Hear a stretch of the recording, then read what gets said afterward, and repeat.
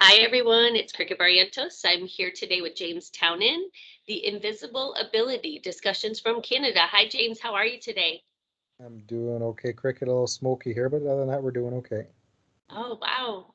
Here I have planes or jets going over. Their military jets are going over my house. So I have a lot of background noise. So I do apologize.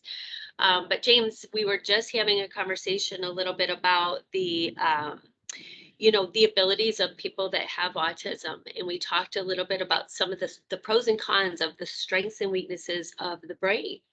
And one of the things that we talked about was, in society, when you're working or you're in public or you're around other people, you have a tendency, you as meaning the autism community has a tendency of being able to um, really read people, and your senses are heightened. I always say your hearing, your smelling, your seeing, your touch, all of those things are really heightened awareness. And because of that, sometimes you're able to read people knowing that they don't really care that you're in the room, or that that you're around. You said sometimes people will say, how was your day? And when you're responding to them, giving them a true response, that genuinely they really didn't ask. It was just more of a habit, or to be polite. And then we talked a little bit about the brain power with autism. A lot of times, people with autism have a tendency of having some type of genius level with something. Like my son was vocabulary in third grade. He was able to use words that I had to look up in the dictionary to have a conversation with him. And now he's able to read, and he will put words in there. And I'm like, Where did you get that word? Like, I had no idea." But I've also met people, especially when they have the ability to do technology, they're able to break past firewalls and get into there. And those were some of the concerns that I told you I had about, raising a child with autism. Is you're always worried, me particularly, always worried that because of that genius level and the side of my son that I see that has somewhat of a manipulative side, that he has a tendency sometimes of saying and doing things to see if I'm smart enough to know what he's saying and doing.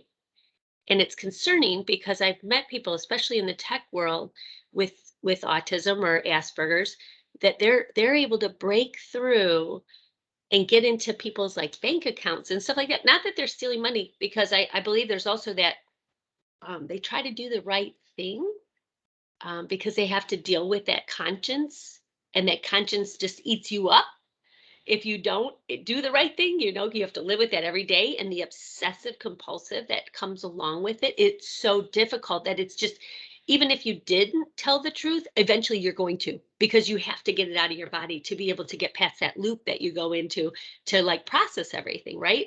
Am I onto that? Because that's what I see with my Yeah, son, but I never know if I'm really seeing what I think I'm seeing. the anxiety gets to you. Like with me, it's my ex-wife said I'm too nice. I don't want to disappoint people. Like when I worked, that was part of the issue that I had. Like people would ask me how I come up with solutions. Like when I was an advisor and a planner, because I have the math part and I can just see numbers and then they make sense. I would look and find solutions to whatever issue a client would have. And I would just it would be like that. And people, how did you figure that out? Well, I just did. Yeah. It's one of those things. And that led to me, is it obsessing over, like, if I couldn't figure something out, I would take it home with me. I would not, my brain would not stop working on it until I figured out something. Didn't always meet with, say the bank, what the bank could do, but I figured, okay, this is how we could do it. This is the best thing we can do, but, often it wouldn't work. And the issue, as you said, with the genius brain is that, yeah, sometimes you do. Like when I'm at a work function, I was at a work function the other day and I started talking to this gentleman and he asked my thoughts on something. I started talking and I could tell right away he wasn't understanding what I was saying and he didn't really care. He said, well, how are you doing or whatever it was, and how are you feeling about this event? And I started to tell him, and he'd already tuned out.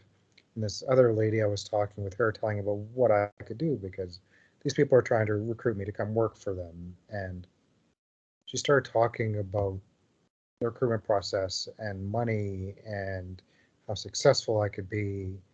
And for me, that's not what it's about. Yes, I obviously want to make enough money so I can live and exist, and that's about helping people. And I'm very passionate about that. That's to me how I made a difference and how I've identified myself my entire career. That's why I was the best at what I did because, as you said, I can read people.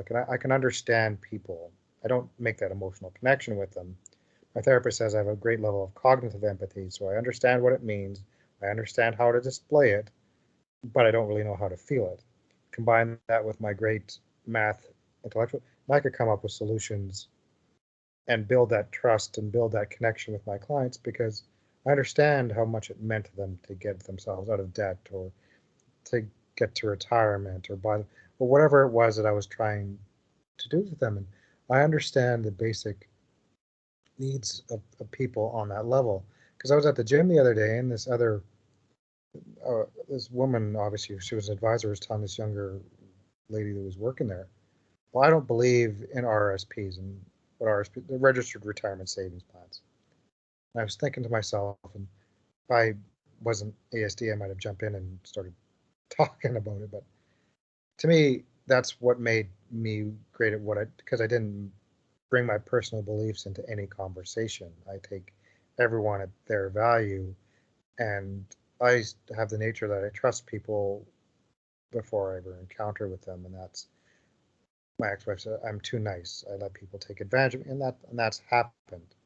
And at times I go over and above being nice because I want to avoid that conflict. Because, as you said, lying and saying, for me, saying no to someone causes me great anxiety because that goes against one of my core values, which is the in care of others. So, like you said, it causes that anxiety. And if I do lie, it makes me feel uncomfortable.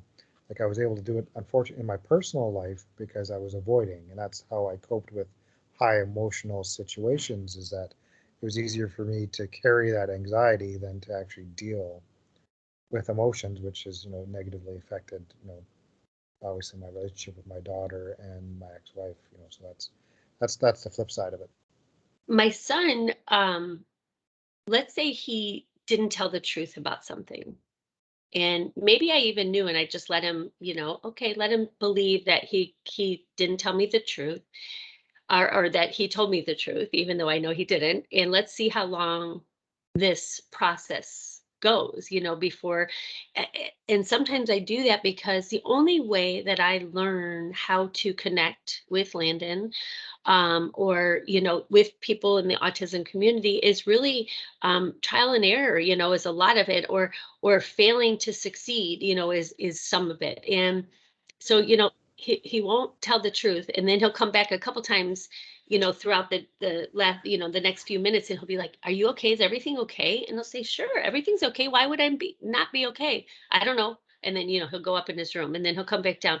"Mom, are you good? Is everything okay? Are you happy?" "Yeah, I'm happy, Landon. Why? Well, why wouldn't I be happy?" And we just kind of go through this game. And I know what he's doing. He's going through this like, guilt feeling, and he's feeling guilty, but he doesn't know how to make it go away without telling the truth. So then eventually he'll say, "Mom, can we have a talk?" And I'll say, "Okay." And then he'll say, but he'll want to go in his room. That's a safe place. And he'll start out with, "Is it bad that I don't always tell you everything?" Or, and he'll start like preparing me for this, and I'll say to him, "Landon, I already knew you didn't tell me the truth." And he'll go, "You did?" And I'll say, "Yep. Because as much as you know how to read mom's face, I can read your face too." I had to learn how to do that. And that's something that he taught me. And you say with people, that you've met people that have taken advantage because you're very kind. I mean, I think I've been through it a million times, especially with my nonprofit. People think, well, she gives out to everybody, so she's going to help me. And sometimes people would jump on board thinking that they're going to use this as their vehicle to get to where they want to go, but they didn't want to do the work to get there. They were, manipulating. And I believe everybody's a good person, and I give them the A. And then I say, now they have to keep the A, right? And I always say there's that honeymoon stage where you kind of go through a certain amount of time with somebody, and then the true colors of that person come out. And when that comes out, it may not be what you thought when you first, but you're never going to know if you don't take those chances. And so I think to be a good navigator of who is a good person to you and for you, you have to go through those things and learn about people and their behaviors and their true feelings on the inside, because you may not see that at the beginning, and you would never know if you don't allow that person to come into your life. Would you agree with that? Yeah, like for me, as you said about you and Landon, Lori was the same way with me when we were married. She knew when I wasn't telling the truth because she said, "James, you're an awful liar." Because I'm not. Because it said I get uncomfortable. It makes me fidget. It was easy to tell, even though there again, she would say stuff like you would with Landon. She would play with it, but she knew, and there again, that eroded things over time, and that's something that I regret doing. But yeah, it's when I deal with people, it's the same thing. I take them at face value and everything else. And Lori told me, well, you shouldn't be as trusting. So I don't want to change who I am because of someone else. If someone takes advantage of me, that's on them. That's not on me, which is the truth. Like people tell me I'm very genuine. People, and I don't take compliments well when it comes to that sort of thing. But anyone I've sort of encountered, along this journey since I've been diagnosed and I've been upfront, like with my therapist, there's a couple of special people I really connect with emotionally. I want to get there. I want that. I want that mutual back and forth. I want that relationship, that trustful, loving relationship where feel like I'm in a safe space. Like you said, Landon it is in his room.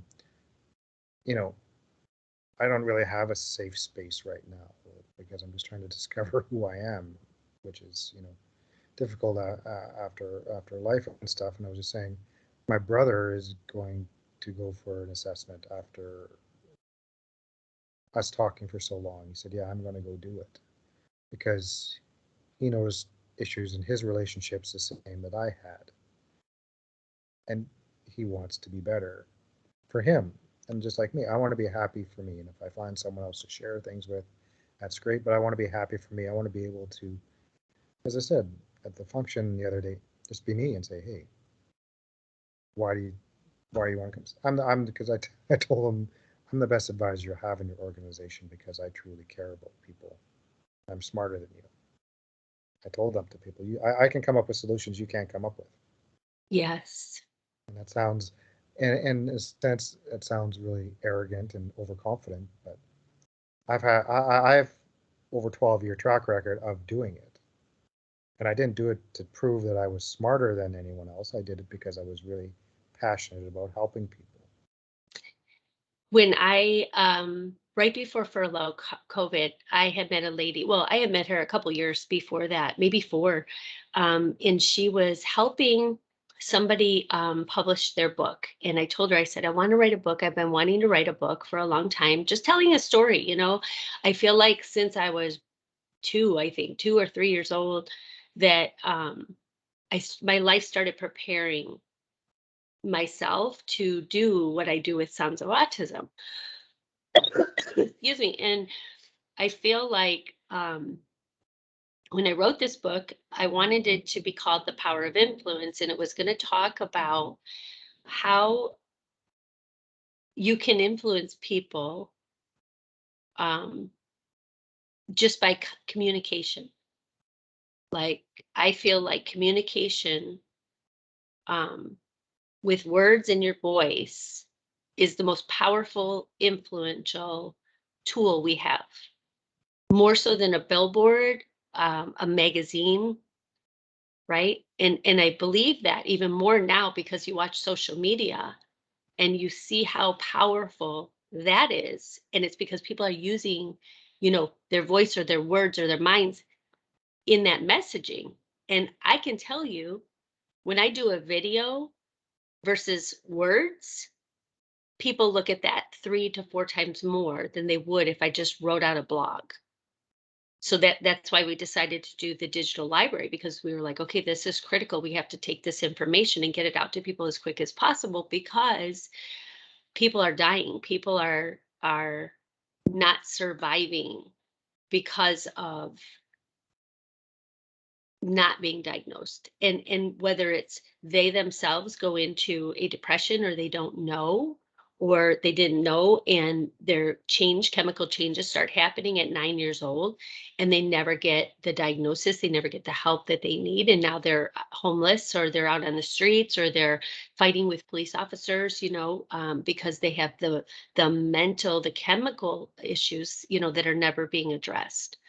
But The Power of Influence, this book, after COVID happened and all the stuff that was coming out that is going on in our world, not just in the United States, but all over the world, I was like, oh my gosh, we are so naive as people. We see what's around. I call it like your 3 mile ring, like what's around going around you, right? Because we're working, we're having relationships, we have kids, we have, dogs and life, and we have all these things going on that we miss all this other stuff. And then eventually you miss so much that those people, that are doing whatever it is they're not supposed to be doing, they get away with it even more because we're not paying attention. And I think, you know, my son, I don't know why, but when COVID happened, my son came to me and he said, I went up in his room, I was helping him clean his room, and I noticed he was reading the Bible. And I said, Landon, are you reading the Bible? Yes, Mom. What are you reading about? He said, the story of Job. And I was like, well, why did you pick that? He goes, no, I'm just trying to figure out if this is the end of the world. And I was like, where is he getting this? Right? Because he does not watch TV, doesn't watch the news. He doesn't, other than YouTube animal videos, Landon doesn't focus on those types of things. So then later, we had another conversation months later, and he asked me if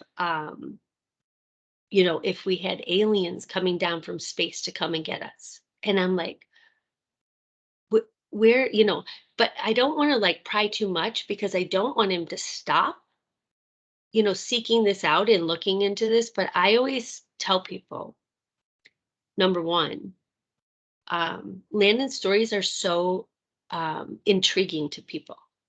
When I tell Landon's story, I'll get 200 likes. And it's because people are so enamored with his brain and the way that he does life, right?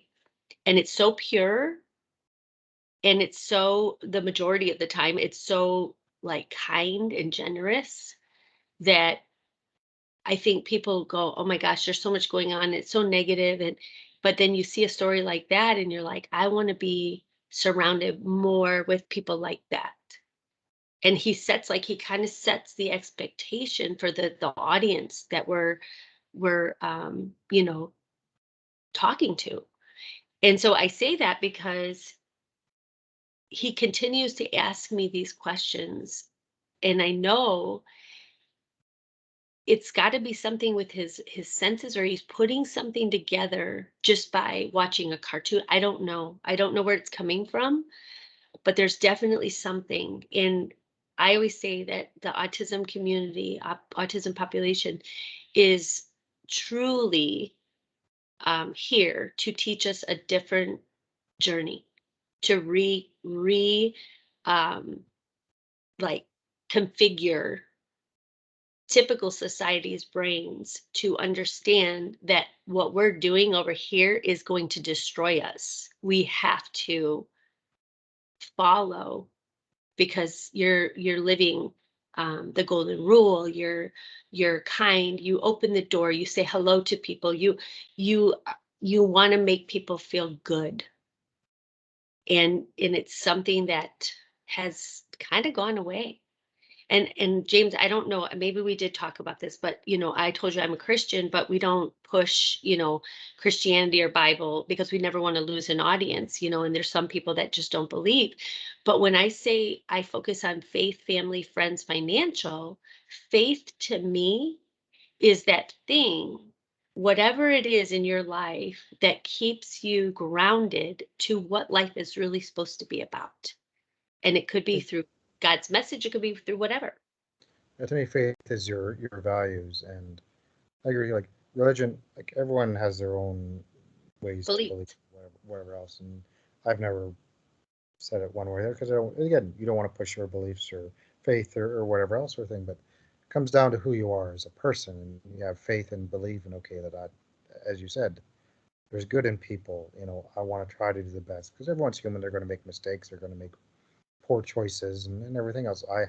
You have, everyone who who lives does those sorts of things. But yeah, like for me, I agree with you when it comes to. So I'm written a whole bunch of stories. I'm putting a book together and that sort of thing. And to me, it's mental health equals financial wealth because that's what I've always been on. But my daughter's the same way. Is that she's a good person. She's got a good heart. She's kind. She's gentle, but she's afraid to let her real self be. Hmm.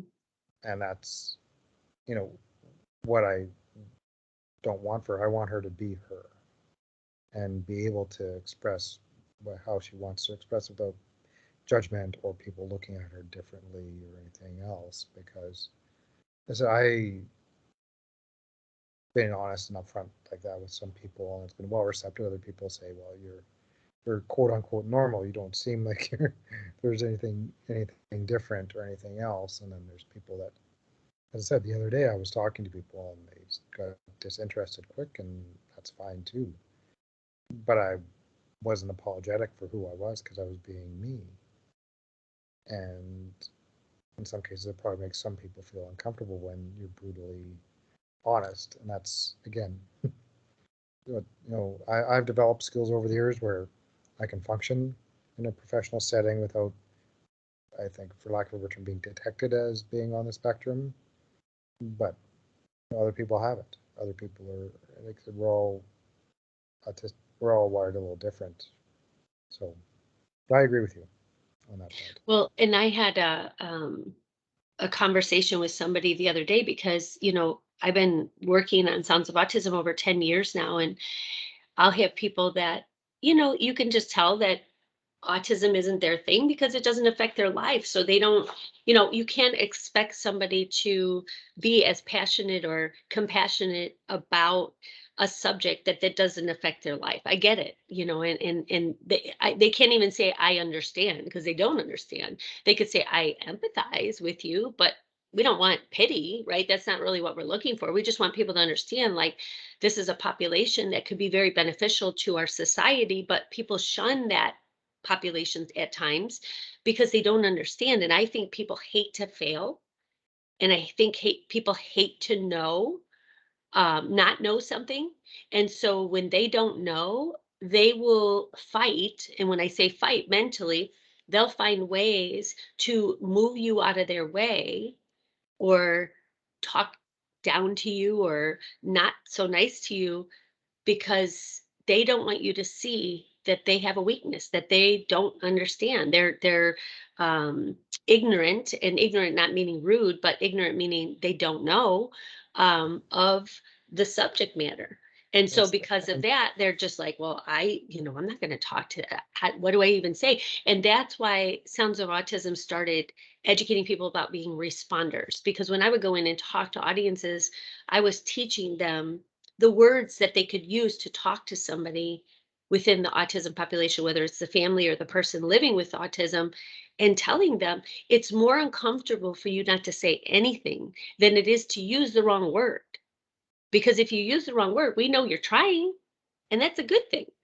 But when you don't say anything or you ignore us or your eye contact goes away from us, we just feel ignored. And at that point, you're really not helping us integrate back into society, and that is really what our mission is to do that. Make yeah, sense?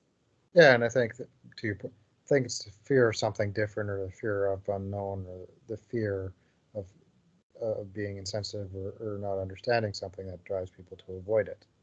Oh, they're different. I don't want to be it because I don't know whatever it is that they don't know, whether it's, dealing with someone on autism, or in my profession, financial stuff. People don't know it, so they avoid it. They think it'll go away if they don't address Yeah. it, or physical health, or whatever it is. If you have a fear of it, or you don't know something, it's a general tendency to avoid it. Like me, on the spectrum, conflict. I avoided it, so I did whatever I could to avoid it. I'd change behavior. I would lie, you know, in my personal life to avoid anything that made me feel very uncomfortable because I was scared. I didn't understand it, so avoided it like the plague. I just don't want anything to do with it. Let me run and hide, or I'll stay at work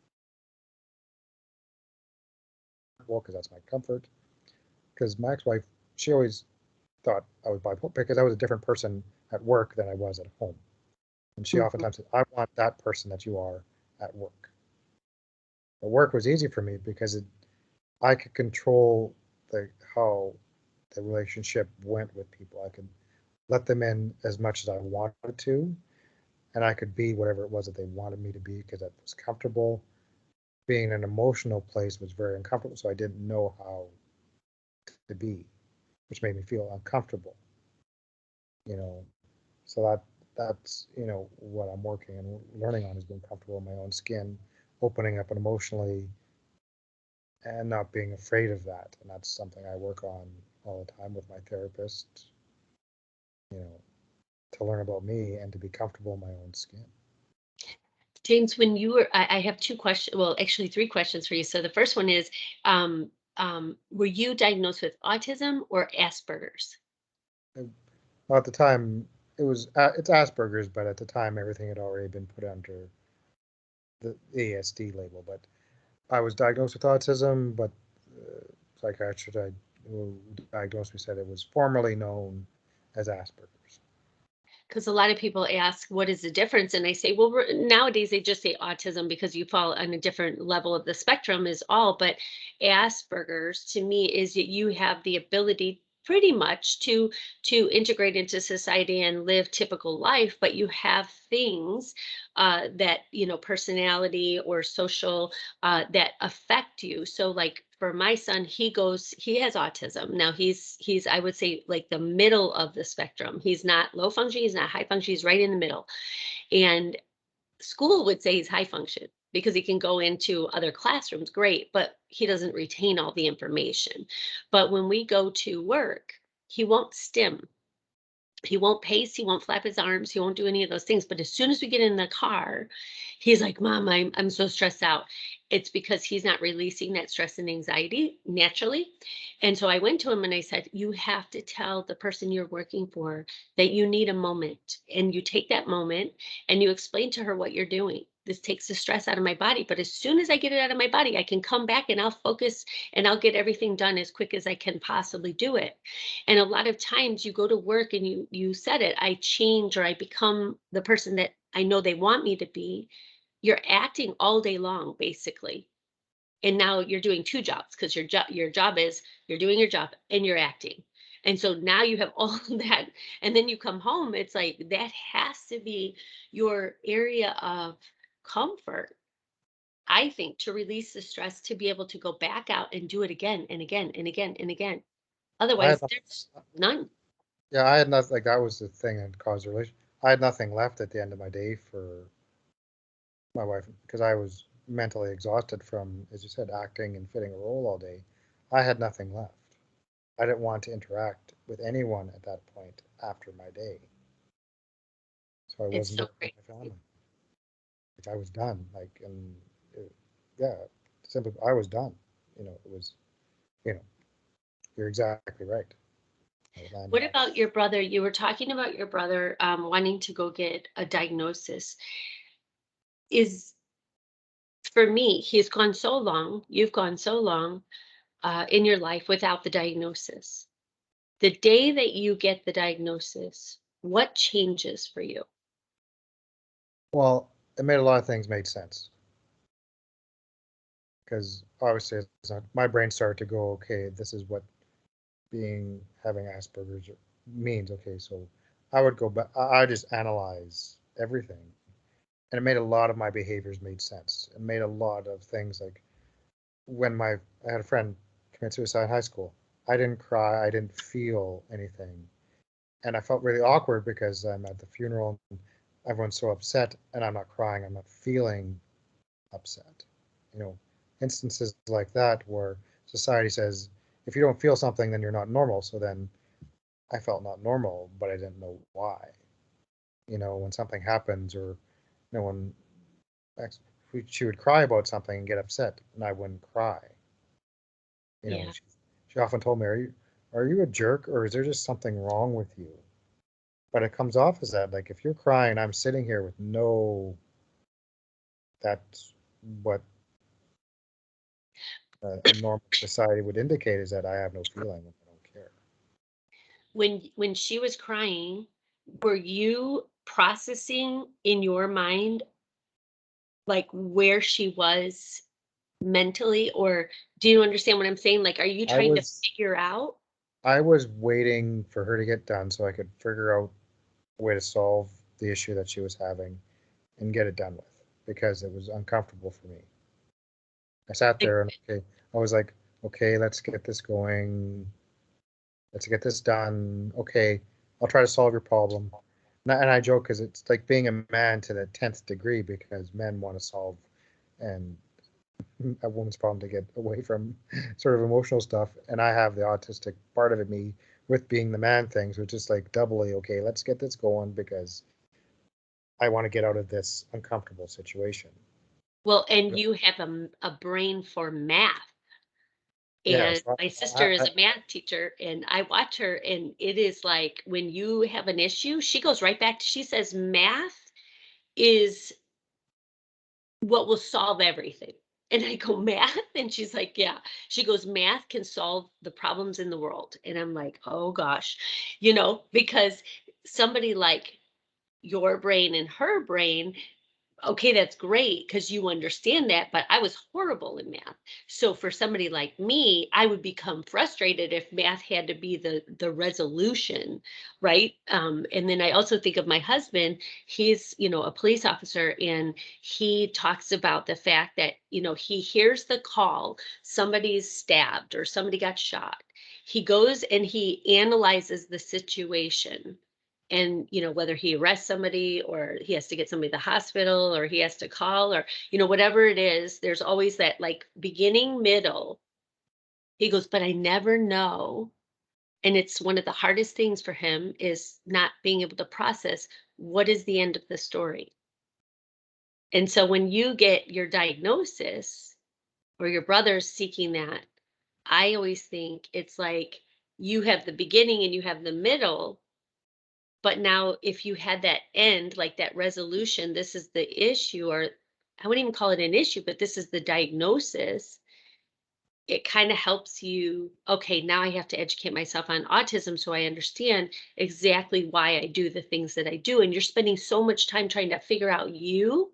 Of course, you're going to have marital issues because you're going to go through and start worrying about yourself again. And it's not because you're selfish, it's because it's something that gives you the end of the story, and it helps you put all the pieces together. But now you have to go back and you have to actually put the pieces together, right? So well, your focus is you. yeah, it's the logical part of my brain trying to solve a problem, and that's what I mean when I was dealing with such with my ex. That's what I would be thinking, and I can see the math thing. It's not math itself; it's the logic behind it. Like to me, 2 plus 2 is 4. That's easy to understand. It's Yes. simple, and my brain can wrap around it. Interpreting, say, like my daughter, her autism gift is art and being. I couldn't like that's a foreign concept to me. Like my brain can't wrap something abstractly around like my brain can't wrap around that. But you give me something, okay, 2 plus 2 is 4. Okay, that makes sense. I'm in my calm place now because that makes sense to me. Yeah. And that's how I would apply trying to in an emotional situation. Okay, how can I logically figure this out to get this resolved to get me back to my comfort place? James, do you think in patterns? Yeah, like to me, sequence, pattern, routine, if I get out of routine, like I need to shower every day because I hate feeling dirty. So Yes. clean shaven, shower. Like if I don't, I feel my body, I feel it on me. Yeah, so very much routine, having the same, you know, things to eat, similar things. Yeah, I'm very much about routine and about pattern. It calms my brain. Landon has, in his bedroom, he has over 2,000, they call them Schleich animals. And it's not just Schleich, but Schleich's the biggest one. And these are these plastic animals, and they're everything from this ginormous King Kong to, these little baby, tiny mini animals.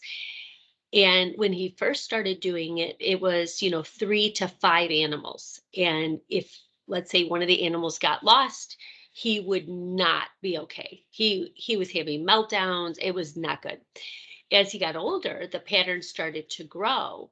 And then he started adding a mom, a dad, a baby brother, a baby sister, all these and he would start learning more and more about these animals. I mean, just obsessed with them. Now, if I went in his room and I pulled out an animal out of one of his bins and I said, "Where did you get this animal and when did you get it?" He would tell you the date he got it on, right? Like, I got that in Christmas on my birthday, or on this day you took me to Walmart. He knows where he bought it from, what year he bought it from. And he'll say to me, like, this weekend, I heard him up in his room and he's making all these noises. And this is before I actually went through and organized it. And he said, I said, "Landon, I need your help." And he goes, "Mom, I'm doing something right now." He was just so, like, you could see sweat pouring down his head. And I said, "What are you doing?" He said, "I have a boxer animal that I got in 2015 and I can't find him." And he goes, "Do you know where it is?" And I'm like, "Oh my gosh, I didn't even know he had a boxer. I definitely didn't know that he got it in 2015. And no, I don't know where it is. You have 2,000 animals, right?" He finally finds it and the stress just comes off. And it was all because he had to complete a pattern of animals that he put together before we could move on with our day. Normal? Yeah, I there's certain things, and I like things certain ways, and I like, simple is my food not touching. Certain things have to be certain ways for me to be calm and comfortable. If I need something, if I've lost something, I obsess about trying to find it. Yes. Where did, you know, I've knock on wood, I've never lost my keys, I've never lost my wallet, things like, because I'm upset, like I'm always checking to make sure I have it in my pocket, or I know where it is, and if I don't, the anxiety just starts taking over sometimes. James, we're going to end this. I just have one last question for you. Okay. As an adult with autism or Asperger's, what is the hardest thing you would say that this diagnosis brings to your life?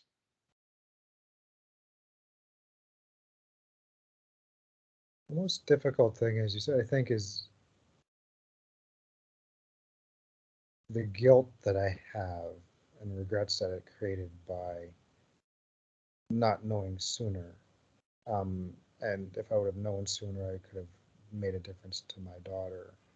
And ruminating and thinking, oh, well, I would have done this differently. I could have done this differently if I would have known. It's the getting caught in that mind loop of, overanalyzing what I could have, should have done. And obviously, you can't change what you can go back and do. But for me, I think like that. My brain gets on something and I can't let it go because I analyze, okay, if I would have known it this time, my career might have been different because I would have known, and I would have known how to explain it to someone, or my behavior with my daughter, oh, I would have known this is why I acted, or they would have understood earlier, okay, dad's like this, or whatever. So then we could have dealt with it instead of all the constant avoidance by me, which they took as emotional rejection. So to me, that's the most difficult part, is living with the what if all the time and thinking about everything. And your brother, I know he came to you and said that he was thinking about doing this. Is this something that you highly recommend, or are you on the fence about him getting his diagnosis? I'm ecstatic, because I see issues in my, like I said, he had the same relationship issues with his ex-wife. My parents have similar issues because I have the feeling, obviously, I'm not someone who can diagnose, but I can see it in my parents. And whenever you get the diagnosis, it'll free you. It'll explain lots of things. And it's about personal growth. It's about learning anything about yourself. It's personal growth that makes you a better person, and you're wanting to learn about yourself and learn about the world and learn the why behind you do things that you do. So to me, whenever you decide whether you're 25, 35, 55, or 105, just it would give, like so, it explained a lot of things for me, and it made a lot of things made sense. It can change some of the pain and things that have caused, and that's something I'm working on getting through myself. But it explained a lot of things and made me understand myself a whole lot better. I love it. Well, thank you. And thank everybody for watching today, the Invisible Ability Discussions from Canada with James Townend. And we'll see you next time. Thanks, James. Thanks, Cricket. Bye. Bye-bye.